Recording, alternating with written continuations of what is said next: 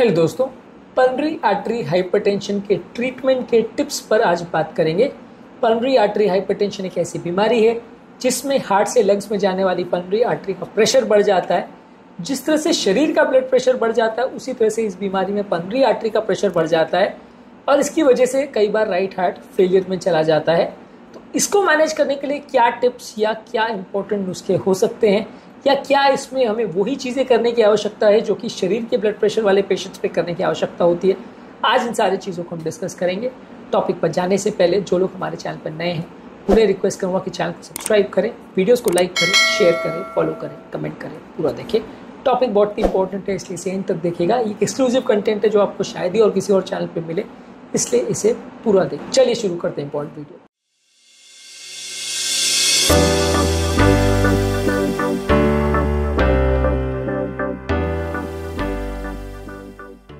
सबसे पहले जो भी ट्रीटमेंट प्रोटोकॉल आपको दिया गया है उसको फॉलो करिए। सिंपल फैक्ट मैं आपको बताऊं तो शरीर का ब्लड प्रेशर और पल्मोनरी आर्टरी प्रेशर में बहुत फर्क है।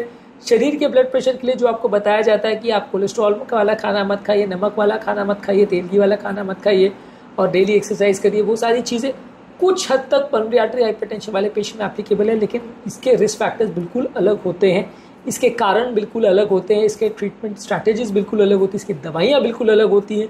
इसलिए दोनों चीज़ें सेम नहीं है। शरीर के ब्लड प्रेशर के लिए आप नमक को कम करते हैं, साग भाजी वाला खाना ज़्यादा खाते हैं तो उससे आपको ज़्यादातर फ़ायदा मिलता है, फाइबर वाली चीज़ों से और कोलेस्ट्रॉल लो वाली चीज़ों में खाने से आपको फ़ायदा मिलता है। जबकि पल्मोनरी आर्टरी हाइपरटेंशन में ज़्यादातर कोलेस्ट्रॉल से कोई खास लेना देना नहीं होता है, ज़्यादातर नमक से भी बहुत लेना देना नहीं होता है। हाँ, लेकिन अगर व्यक्ति कोई हार्ट फेलियर साथ में हो गया और राइट हार्ट फेलियर हो गया तो वैसे केस में नमक का रिस्ट्रिक्शन बोला जाएगा, लेकिन ज़्यादातर इसका बहुत ज़्यादा रोल नहीं है। एक हेल्दी लाइफस्टाइल के हिसाब से आप इसे फॉलो कर सकते हैं, लेकिन ये करना उतना ज़्यादा ज़रूरी नहीं है जितना शरीर के ब्लड प्रेशर के लिए किया जाता है। इसमें इंपॉर्टेंट चीज़ है कि जो मेडिसिन आपको दी जाती है वो उतनी ज़्यादा इफेक्टिव नहीं होती जितना शरीर का ब्लड प्रेशर कम करने वाली दवाइयाँ होती है, लेकिन फिर भी वो दवाइयों को आपको लेना आवश्यक है। इसके अलावा जो डॉक्टर ने आपको इंस्ट्रक्शन दिए उसको रेगुलरली फॉलो करिए, उनको फॉलोअप करते रहिए, क्योंकि बीमारी डेंजरस है और काफ़ी केस में जानलेवा भी हो सकती है अगर सीवियर किसी को पल्मोनरी आर्टरी हाइपरटेंशन है तो इसलिए अपने डॉक्टर्स को रेगुलरली दिखाते रहिए, फॉलोअप करते रहिए।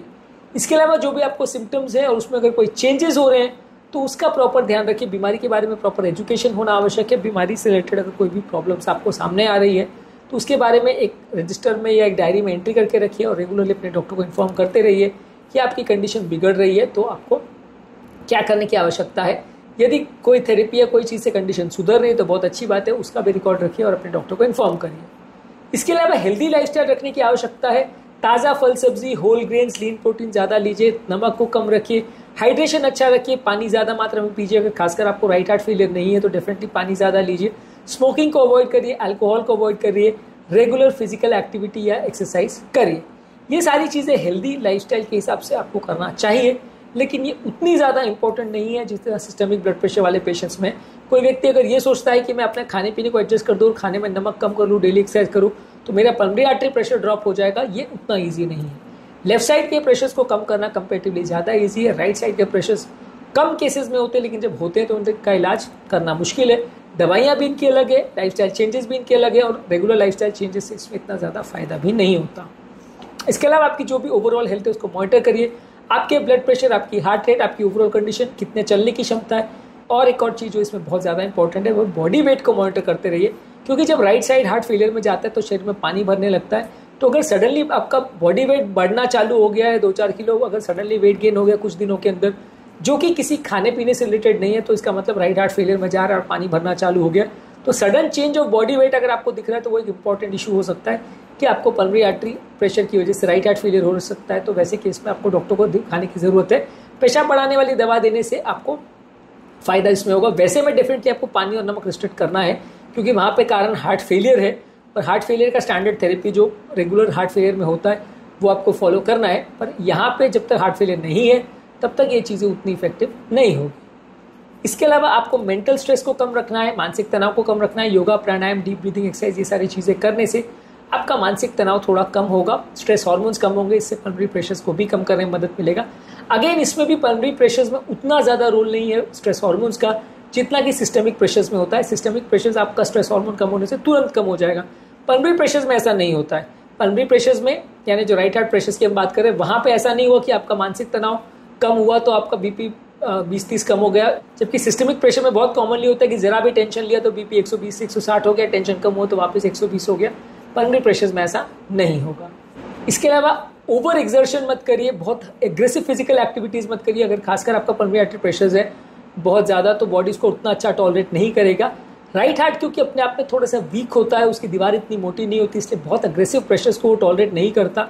सिस्टमिक ब्लड प्रेशर में तो 120-130 ब्लड प्रेशर में आराम से हार्ट चलता है और 200 तक भी हार्ट टॉलरेट कर लेता है, जबकि पल्मोनरी आर्टरी प्रेशर नॉर्मली 20 से कम होते हैं। वहाँ 120 से कम होते हैं या सिर्फ 20 से कम होते हैं, तो 20 से कम प्रेशर होता है। अगर प्रेशर अगर 60 से ऊपर चला गया तो उसको सीवियर बोलते हैं, वहाँ पे तो 160 से ऊपर जाता है तो हम सीवियर बोलते हैं। यहाँ पे 60 से ऊपर अगर पल्मोनरी आर्टरी प्रेशर चला गया तो उसको सीवियर बोलते हैं, और इसमें राइट हार्ट फेलियर का चांस ज़्यादा है। तो राइट हार्ट की ताकत कंपैरेटिवली कम होती है, इसलिए उसको ज़्यादा संभाल के रखना पड़ता है। ज़्यादा अग्रेसिव एक्सरसाइज नहीं करना चाहिए। योगा, प्राणायाम, डीप ब्रीथिंग एक्सरसाइज करके स्ट्रेस हार्मोन्स को कम करिए। ओवर एक्सर्शन बहुत ज़्यादा मत करिए और अपने काम को प्रॉपरली मैनेज करिए और प्रॉपरली अपनी बॉडी एनर्जी को कंजर्व करिए, क्योंकि इस तरह के पेशेंट को बहुत ज़्यादा कमजोरी, सुस्ती का एहसास हो सकता है। इसके अलावा जहाँ कहीं भी आप अगर बाहर जाने वाले हो तो उस टाइम पे प्लान करिए जब आपको बेटर लग रहा हो। कई बार इस तरह के पेशेंट्स को हार्ट फेलियर के सिम्टम्स होते हैं और कई बार इस तरह के पेशेंट्स का चलना फिरना मुश्किल हो जाता है, बहुत ज़्यादा कमजोरी, सुस्ती का एहसास होता है। तो इस वजह से अपनी एनर्जी को प्रिजर्व करिए, उसको प्रॉपरली यूज़ करिए। अगला इंपॉर्टेंट चीज़ है कि बीमारी के बारे में पूरा जानना आवश्यक है। बीमारी क्या होती है, किसको होती है, कैसे होती है और उसके क्या कारण होते हैं, ये सारी चीज़ों पर ऑलरेडी मैं सेपरेट वीडियोज़ की, इनको ज़रूर देख लीजिएगा। इस बीमारी के बारे में जानना और समझना आवश्यक है, क्योंकि बीमारी थोड़ी अलग तरह की बीमारी है। मैनेज मेंटेन करना अलग सिस्टम से इसमें काम चलता है। जहाँ का ये आपको अगर प्रॉब्लम हो रही है तो अपने फ्रेंड्स, फैमिली, रिलेटिव्स को और अपने डॉक्टर की हेल्प लीजिए। वो आपको बीमारी को मैनेज करने में और आपकी कंडीशन को इम्प्रूव करने में आपकी मदद करेंगे।